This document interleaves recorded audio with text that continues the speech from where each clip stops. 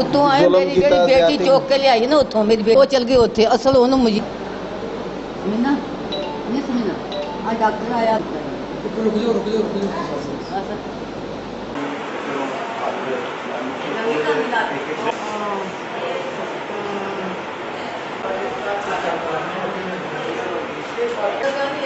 जाओ